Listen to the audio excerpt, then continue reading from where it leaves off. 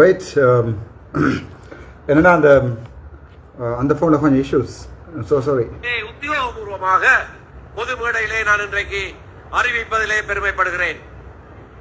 நாங்கள் இந்த தீர்மானங்களை எல்லாம் எடுக்கிற போது பொறுப்பற்ற விதத்திலே சிந்திக்காமல் இந்த தீர்மானங்களை நாங்கள் எடுக்கவில்லை. பலவிதமாக பல கோணங்களிலே ஆராய்ந்து இன்றைக்கு இருக்கிற சூழ்நிலையிலே என்ன விதமான தீர்மானத்தை பிரதான தமிழ் கட்சி ஒத்துக்கொள்றேன். சரி, பல விதமான பல கோணங்கள் எல்லாம் ஆராய்ஞ்சேன்னு சொல்றீங்க. எனக்கு தெரியல. இப்போ எப்படியோ 500 ரூபா வெளில போறார். அப்போ நீங்கள் திருப்பியும் மதுரையும் நீங்கள் அடுத்த முறை பார்லிமெண்ட்டுக்கு வந்தால் தானே, அது வேறு பிரச்சனை. ஸோ நீங்கள் எந்த விதமாக ஆராய்ஞ்சலன்னு எங்களுக்கு தெரியலை. மக்களுக்கு இப்போ நீங்கள் எடுக்கிற கோரிக்கையை வந்து மக்கள் ஏற்றுக்கொள்ளணுமெண்டு, அதாவது நீங்கள் சஜித் என்று சொன்னோடனே சஜித்தை ஏற்றுக்கொள்ளணும், அல்லது நான் சஜித்தோ அனுரன்னு சொன்னோடனே என்ன ஏற்றுக்கொள்ளணும்னு விரும்புகிறீங்க. நீங்கள் சொல்ல வேண்டியது அனுர வந்தால் என்ன லாபம், சஜித் வந்தால் என்ன லாபம், ரணில் வந்தால் என்ன லாபம்ன்ற மட்டும் நீங்கள் தீர்மானிச்சிருக்கிறீங்க. நீங்கள் காசு வந்துருக்கீங்கன்றதுக்காண்டி மற்றவன் போட மாட்டான். இவன் நான் சொல்கிறத கேட்டும் இதில் ஒருத்தரும் போட மாட்டான். அவைக்கு ஒரு அரசியல் தலைவர்ன்று நீங்கள் நினைச்சு கொண்டு அவங்கள நீங்கள் ஃபர்ஸ்ட்டாக என்ன செய்யணும்டா, பொதுமக்களை எடியூகேட் பண்ணணும். ஐயா, இன்னொரு லோயராக உங்களுக்கு அது கூட தெரியாது. நான் என்ன செய்யறது? எடுக்குமாக இருந்தால் அது தமிழ் மக்களுக்கும் இலங்கையிலே வாழுகிற அனைத்து இன மக்களுக்கும் ஒரு பலமாக இருக்கும் என்பதை நிதானித்து அறிந்துதான் நாங்கள் அந்த தீர்மானத்தை எடுத்துக்கிறோம். ஆகையினாலே நாங்கள் எடுத்திருக்கிற இந்த தீர்மானத்தின்படி எங்கள் ஆதரவாளர்களும் எங்களுடைய உறுப்பினர்களும் எங்களுக்கு வாக்களிக்கிற மக்களும் தொடர்ந்து எங்களுடைய அந்த தீர்மானத்திற்கு வலுச்சேர்க்கிற வகையிலே இப்பொழுது விடாங்கல கொஞ்சம் பை உங்களோட ஆதரவாளர்னு சொல்றது உங்களோட ஒரு சொம்பு தூக்கு, உங்களுக்கு ஒரு கொஞ்சம் செம்பு இருக்கு தூக்குறதுக்கு கலகுறதுக்கு. அவையில் சில பேரை நான் பிளாக் பண்ணியிருக்கிறேன். ஒரு 5 பேர் 3 பேர் வந்து இதில் காத்துச்சுன்னா பிளாக் பண்ணிக்கிறேன். ஓகே, உங்களோட கட்சி உறுப்பினர்னு சொல்கிறீங்கன்னா எனக்கு தெரியல உங்களோட கட்சியில் எத்தனை பேர் உறுப்பினர் உண்டு. ஸோ அந்த உறுப்பினர் எத்தனை பேருன்னு எனக்கு தெரியாது. அதை விட உங்களுக்கு ஓட்டு போடுற தமிழ் மக்கள்னு சொல்கிறீங்க. உங்களுக்கு யாரை ஓட்டு போடுறேன்னு சொன்னேன். இப்போ ஐயா நீங்கள் மாயமான நச்சு கொண்டு இருந்தா அது பிள்ளை. உங்கள்கிட்ட காலம் போயிட்டு தயவு செஞ்சு கட்டின காசோட பட்டின படுக்கையோட ஃப்ளைட் ஏறி தப்புங்கோ.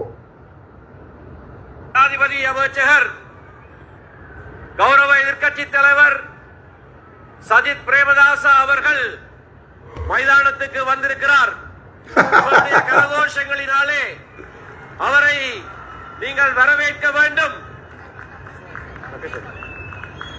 இலங்கை ஜனநாயக சோசியலிச குடியரசினுடைய புதிய ஜனாதிபதியை தெரிவு செய்வதற்கான இந்த தேர்தல் பரப்புரை கூட்டத்தில் ஐக்கிய மக்கள் சக்தியினுடைய ஜனாதிபதி வேட்பாளர் எதிர்கட்சி தலைவர் கௌரவ சஜித் பிரேமதாஸ் அவர்கள் இப்பொழுது இந்த அரங்கு நோக்கி ஆதரவாளர்களுடைய பெருத்த கரகோஷங்களுக்கு மத்தியில் வருகை தந்து கொண்டிருக்கின்றார். நானும் இந்த காமெடியும் போனான். ஆதலால் இது சம்பந்தமா கருத்து தெரிவிக்கிற உரிமை எனக்கும் உண்டு. இவர்கள் 3 பஸ் வச்சிருக்காங்க. இந்த பஸ் நம்பரோட சொல்றேன். அந்த பஸ்ஸில் வந்து ஃபுல்லாகவே ஆக்களை ஏற்றி வச்சிருப்பாங்க. எல்லாம் குடிகாரரும், அதில் கிணவர் குடையோட இருப்பினும் கிணக்க பொம்பளையல் ஆம்பளையல் ஒரு 3 பஸ். அதை 11 மணிக்கு வந்து மீட்டிங் ஸ்டார்ட் பண்ணுதுண்டா 10 மணிக்கு கொண்டே ஒரு இடத்துல பார்க் பண்ணிடுவாங்க. அதில் இருந்து கடவுடன்று அங்கிருவினம் சஜித் ஆதரவாளர் உண்டு. அதாவது கொஞ்சம் பேர் அப்படியே இருக்கணும். அது வந்து எனக்கு எப்படி நான் பிடிச்சனான் என்றால், கந்தலாயில் கூட்டம் மட்டும் சொல்லிக்கல, திருவோணமலையில் இன்னொரு இடத்துல மாற சொல்லிட்டோம். அங்கே கூட்டம் மட்டும் நான் அங்கே போய்க்குள்ள அங்கே பஸ்ஸில் ஏற்றிட்டு இருக்காங்களா. அப்போ சொன்னாங்க பஸ்ஸில் ஏறுங்க டாக்டர். நான் பஸ்ஸில் போனாங்க. இல்லை நான் காரில் வர நீங்கள் போக மாட்டோம். அப்போ தான் எனக்கு தெரியும் ஒவ்வொரு இடத்துலையும் அவங்க பஸ்ஸில் ஆக்கள் விடும். 3 பஸ்ஸில் சஜித் எங்கே போனாலும் அந்த 3 பஸ்ஸும் முன்னாலையும் பின்னாலையும் போகும். அந்த பஸ்ஸில் ஏற்றப்பட்ட ஆக்கள் தான் 3 பஸ்ஸில் கிட்டத்தட்ட 200 பேர் படி 600 பேர் தான் இதில் இருக்கணும். அதில் எந்த டவுட்டும் இல்லை. ஐயா லைவ் போகிறோம், அதில் எந்த டவுட்டும் இல்லை.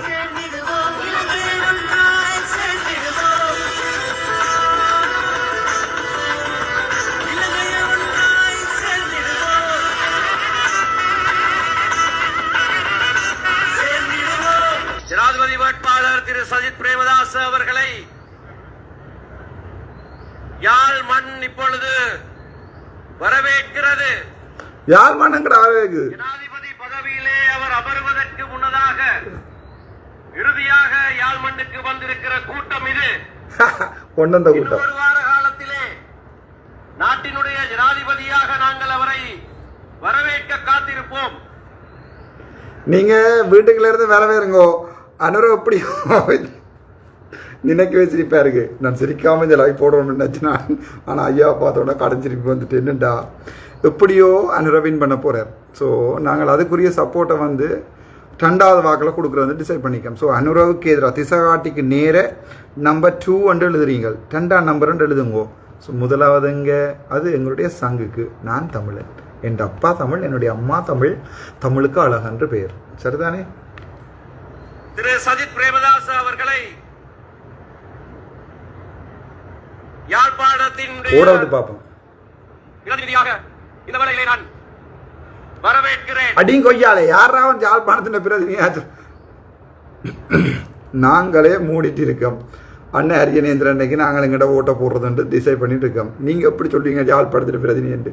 உங்களை தான் கழுவி ஊத்துறானுங்க. நீங்கள் உங்களோட ஒரு 5 செம்புகளை வச்சுக்கொண்டு என்ன கழுவி ஊற்றினாலும் உங்களோட ஊரே கழுவி ஊற்றுது. நீங்கள் எப்படி சொல்றீங்க யாழ்ப்பாணத்தின் பிரதிநிதி என்று?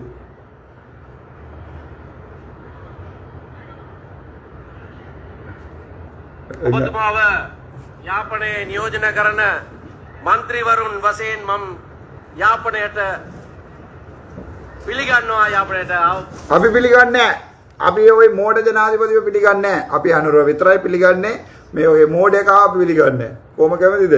දැන් සබද இறுதியாக ஜனாதிபதி ஆவதற்கு முன்னதாக வந்த இறுதி கூட்டத்திற்கு அவரை வருக வருக என்று வரவேற்றவனாக இன்றைக்கு இந்த கூட்டத்திலே அவர் வருகிற போது நான் சொல்லிக் கொண்டிருந்த விடயங்கள் பிரதான தமிழ் கட்சியாகிய இலங்கை தமிழரசு கட்சி முற்று முழுதாக உத்தியோகபூர்வமாக முகமது சிஃபீர் வீட்டை போங்கோ அஸ்ஸலாமு அலைக்கும் நானா ஆதரித்து அவரை ஜனாதிபதியாக்குகிற அனைத்து செயற்பாடுகளிலேயும் நாங்கள் ஈடுபட்டுக் கொண்டிருக்கிறோம்.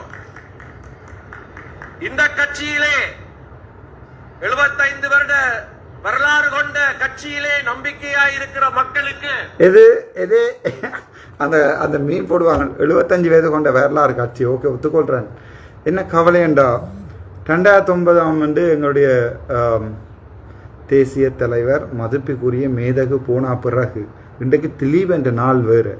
உங்களுக்கு வெக்கமா இல்லையா இப்படி நின்று கதைக்கிறதுக்கு? சரி, நீங்களாவது போய் பொதுமக்கள்கிட்ட ஒரு நான் என்ன செஞ்சேன், நான் பொதுமக்கள்கிட்ட ஒரு ஒப்பீனியன் கேட்டு அதை ஒரு கடிதமாக அடிச்சு கொண்டே கொடுத்தேன். நான் அது அவர் சஜித்துட்டையும் கிடக்கு. நீங்கள் என்ன டீல் அடிச்ச? நீங்கள் பொதுமக்களுக்கு சொன்னீங்களா நீங்கள் ஏன் சப்போர்ட் பண்ணுறீங்கன்ட்டு? நீங்கள் ஒரு 5 வெங்கடாந்தியல் ஒரு ரூமுக்குள்ள இருந்து 5 தடவை மீட்டிங் போட்டு கதைப்பீங்களாம்.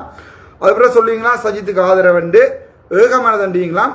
மற்ற வெங்காயங்கள்லாம் நாங்கள்லாம் போய் ஓட் போடுறதுக்கு ஒவ்வொரு தமிழனும் சிந்தி வேண்டாம். இவங்களை திருப்பியும் கொண்டே தூக்க போகிற ஒரு ஜனாதிபதிக்கு ஓட் போட்டுன்ற ஒரு வரலாறு கொண்டு வர வேண்டாம்.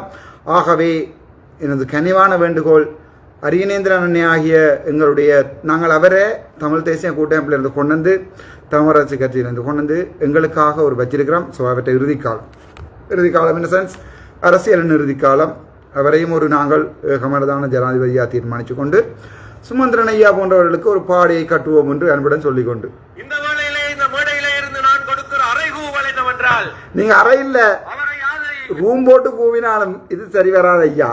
நீங்க அறை இல்ல ரூம் போட்டு கூவினாலும் இது சரி வராது. ஏனென்றா தமிழர்கள் முட்டாள்கள் அல்ல. இலங்கையின் படிப்பறிவு வீதம் 94% இருக்கிறதுக்கு முக்கியமான காரணம் தமிழன், இந்த தமிழன்.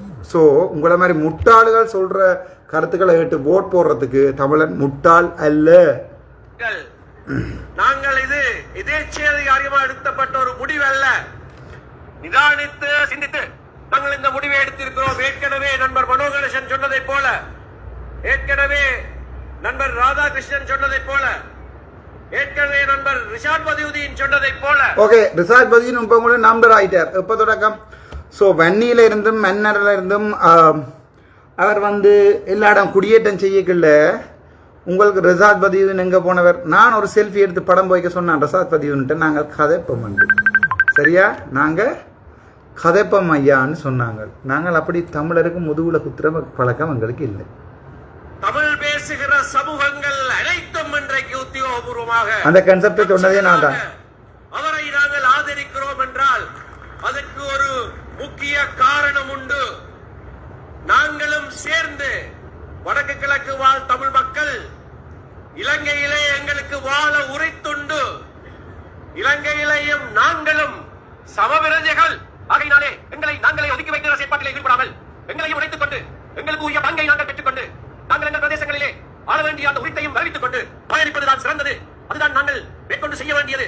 ஆகையினாலே இன்றைக்கு வரைக்கும் கொடுக்கிற வாக்குகள் வீணாய் போகிற வாக்குகள் என்பதை நீங்கள் யாருக்கு கொடுக்கிற வாக்கு வீணா போற வாக்கு? தமிழன் ஒவ்வொருவர்த்தனும் திரும்பி சொல்றான். எங்களுடைய முதலாவது வாக்கு அரியநேந்திரன் ஆகிய சங்கிற்கு சங்குண்ட படம் போட்டிருக்க இடத்துல ஒரு இடத்துல நம்பர் 1 போடுங்கோ. ரெண்டாவது வந்து அன்றகுமார நாயக்கண்ட திசஹாட்டிக்கு நம்பர் 2 போடுங்கோ. ஐயா பற்றி மேலும் கதைக்க விரும்பல. கொஞ்சம் பொத்தும் பேர் 14 வருஷம் முத்தினீர் தானே பொத்தும். ஸோ நாங்கள் இப்போ டிசைட் பண்ணியிருக்கிறோம். சங்குக்கு முதலாவது வாக்கு, அன்றகுமார நாயக்கு 2வது வாக்குன்னு சொல்லி. எஸ், சங்குக்கு 12 லட்சத்துக்கு மேல் வாக்கு கிடைக்கும் கட்டாயம் கிடைக்க வேணும். ஒவ்வொரு தமிழனையும் கொண்டே ஓட் போட சொல்லுங்கோ, உங்களுக்கு புண்ணியம் கிடைக்கும். சங்கு நாங்கள் எங்களுடைய இனத்தை இனவழிப்பு செய்து 2009ஆம் ஆண்டு ஒரு இனப்படுகொலை செய்த பிறகு கூட 2024ஆம் ஆண்டு நாங்கள் ஒரு இனமாக ஒரு என்ன சொல்றது, ஒரு யுனைடெட் நேஷன்ஸாக நாங்கள் இருக்கிறோம்ன்ற காரணம் எங்களுடைய இன உணர்வு, எங்களுடைய போராளிகள், எங்களுடைய மறவர்கள் எங்களை நினைத்து எங்களுடைய எதிர்கால, நான் சின்ன பிள்ளையா இருந்திருப்பேன். அப்போ எங்களுடைய எதிர்காலத்தை நினச்சிதான் ஒவ்வொரு சின்ன அண்ணாவும் தங்கச்சியும் போய் ஒவ்வொரு அடிபாட்டிலையும் இப்போ யூடியூப்லையும் கிடக்கு. அவனுங்கள் செத்தது எதுக்காண்டி அவங்க செத்தவங்க. நீங்கள் சுமந்திரன் மாதிரியானாக்கள் வந்து இப்படி அறகுறதுக்கு அறை இல்லை, நீங்கள் ரூம் இல்லை, என்ன போட்டு கூவினாலும் தேர்தலை பகிஷ்கரிப்பதோ இந்த தமிழ் பொது வேட்பாளர் முட்டாள்தனமான கதை. தேர்தலை பகிஷ்கரிப்பது உங்கண்டால் தமிழ் சங்குக்கு முதல் வாக்கு, இவருக்கு 2வது வாக்கு. யாருக்கு? அன்றகுமார சாமிக்கு 2வது வாக்கு. Thank you so much. அந்த ஜிஎம்ஓஎம் போய் இப்போ சஜித்தோட நிற்குது. ஸோ தமிழ் மக்கள் சரியாக தீர்மானிக்கணும். இதே ஜிஎம்ஓஏ தான் எங்களோட ஒவ்வொருத்தர காலத்தையும் நெரிச்சது, முக்கியமாக எந்த காலத்தை நெரிச்சது. எனக்கு நீங்கள் சப்போர்ட் பண்ணுறேன்டா, சங்குக்கு ஓட்டு போடுங்க. Thank you so much.